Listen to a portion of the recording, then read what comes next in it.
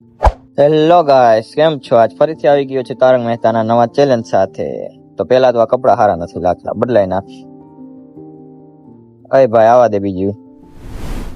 હા હવે રેડી. તો આજ જોશું આપણે તારક મહેતાની કઈક ફની મિસ્ટેક્સ. હવે ટીવીમાં તો નહીં મજા આવે એટલે લઈ લે આપણે લેપટોપ.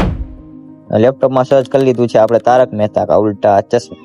ને મેં ચાલુ કરી દીધું એપિસોડ 1 થી જોવાનું.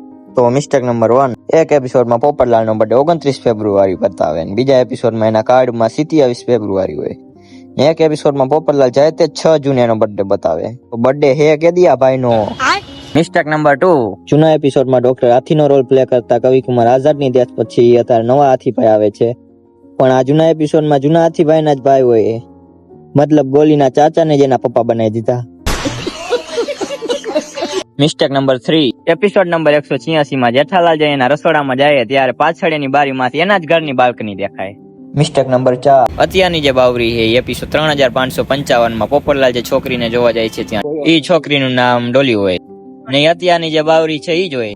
મિસ્ટેક નંબર 5, તારક મહેતામાં ઘણા કેરેક્ટર ચેન્જીસ થયા છે, પણ એક ચેન્જ બધાથી અલગ હતો. જૂના નટુ કાકા એક્સપાયર થયા પછી એપિસોડ 3498 માં નવા નટુ કાકા જયારે બાગાને મળવા જાય છે ત્યારે એમ કહે કે એનું નામ પણ નટુ કાકા છે.